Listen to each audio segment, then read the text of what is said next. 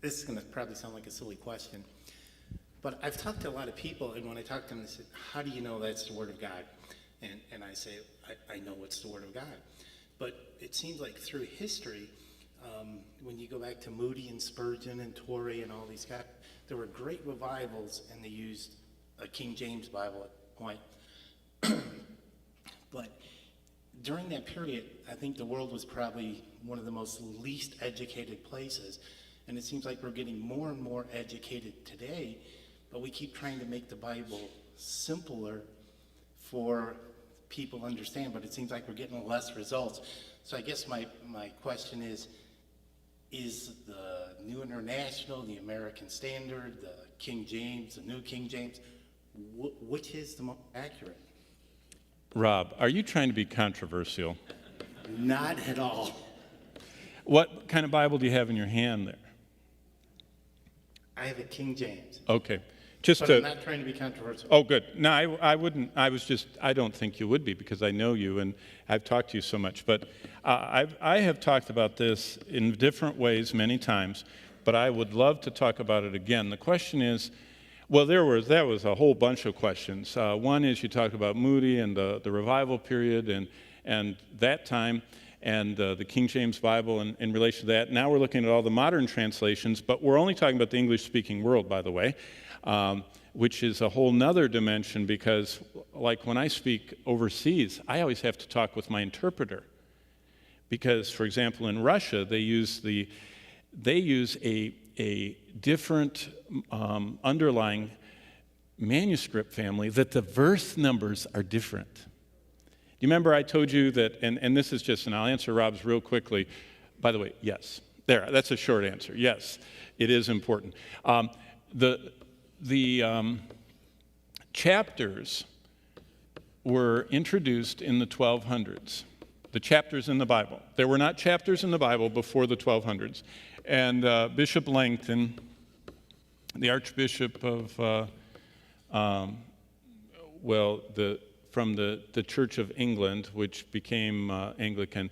But Langton put those in the 1200s. And then SDN, I don't know how you spell it, but he put the verses in the 16th century, the 1500s, 16th century. So that's the verses. So first of all, the Bible has gone through a lot. It used to be all words with no chapter and no verse divisions. In fact, there are two kinds of manuscripts before I answer this, and there's uncials and minuscules. Uncials is all caps, and minuscules, now this is being, I'm very general here, but all caps run together. So if you have a page of manuscript, it's just like this. The letters are just like this.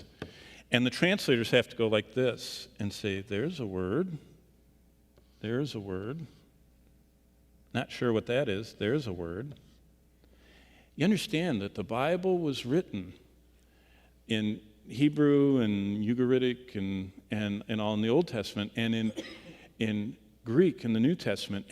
And so it comes from, the New Testament actually comes from 25,000 plus fragmentary manuscripts. In fact, there is not one complete manuscript of the Bible that predates the 4th century of the New Testament. Because Diocletian, if you ever, I love history. Remember, I was a history major. I could wear you out all night. Diocletian destroyed every church building that the church was meeting in, killed every pastor, and destroyed every complete manuscript of the Bible. He was the emperor, by the way, of the Roman Empire. Destroyed every complete manuscript. That was his accomplishment in 10 years. One of the greatest, deepest, worst persecutions of the church. He came closest to exterminating the church. He was an engineer. He's the only Roman emperor that resigned and went to garden. He accomplished everything he wanted to, and he quit. But what happened here in the 300s, the 4th century is the 300s, all the manuscripts were cut in pieces to preserve them. And people, it's what I experienced when I was in Eastern Europe. I would go to churches in the 70s to deliver Bibles to people who only had a page. Because of the communists, they would, if they had a whole Bible, they'd tear it all up and pass the pages out to everybody. If the police came to one house, they only got one page. They'd have to go to 1,200 houses to get the whole Bible because there are 1,200 pages in, that edition of the Bible. So that's what happened back here. So there is no complete manuscript before the 4th century. But we have 25,000 pieces. And so what they've done is they have, and this will get back to Rob's question, they have taken all 25,000 of the manuscripts and put them in sorting. And they did this in the 18th century. They did it after the Reformation, or Renaissance time, they started finding all these manuscripts. In the Reformation time, they started, codifying them. And by the time of Britain scholarship in the 18th and 19th century, they found out that there are two families of manuscripts: Eastern manuscripts, Western manuscripts. Western manuscripts primarily were associated with the church in Rome. They're primarily European, and they're called Byzantine manuscripts. They're also called the majority text. In fact, if you look at the 25,000, the vast majority of all of the manuscripts are from this family. This side was associated with the Eastern Church, which would be like Syria and Egypt, not Rome. They were Middle Eastern, not European. They are called the minority text. There are fewer of them. They are older, by the way, most of them. They have fewer words. In fact, if you've ever done a search in any computerized Bible between these versions, what you'll find is that this version, and this version, these are minority text. These are Eastern. This is the critical text, Eastern text, minority text here. Has fewer words. These are called the majority text, King James, New King James, and others. And they're the Western text. And so is there a big difference between them? There's a lot of differences between them. For one thing, these two came from what's called the Textus Receptus, if you've ever heard of the received text, the Textus Receptus, which Erasmus helped put together. He was a great humanist scholar. And when he put it together, there were no complete copies, especially of Revelation. So he actually went to the Latin Vulgate, which was made in the 4th century, and translated words from Latin into Greek to fill in the text.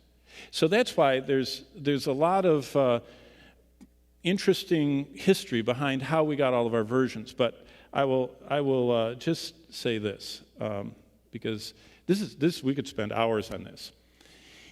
The New Testament is all we're talking about, not the Old Testament. The Old Testament, there's almost no disagreement on any word in it, because the Hebrew was numbered, and the scholar or the copyist would count every letter, put a numeric value at the end of the line, put a value to it, and at the end of their time copying, they would tabulate it up. If it didn't come out accurate, they'd burn it and start over again. They were very fastidious. In the New Testament, basically the text of our New Testament numbers about 250 pages like this of Greek text. If you take all the New Testament, it would be 250 little pages of Greek text like this. If you take all of those 250 pages, and this is the bottom line, and I don't know why there's so much controversy over this, if you take all 250 pages and put all of the differences between the minority and the majority, if you tabulated all the differences It's only 1/2 of 1 page difference. But in all 250, between the New International, the New American, the English Standard, and the New King James and the King James. 1/2 of one of the 250 pages. And in that, there is not one doctrine that is imperiled. In fact, if you take the minority view, you say, none of those things, we don't want them, we're just going to go with less. And there's not one doctrine that's missing if you X out. This is the King James here, and this is the NIV. Minority, if you take the lesser, the shorter, the older, the critical scholarly one, you only are losing 1/2 of a page, and there's not one doctrine. Most of them are spellings. Like you saw it tonight in Russ's presentation. Did you, as he read the 4 U's?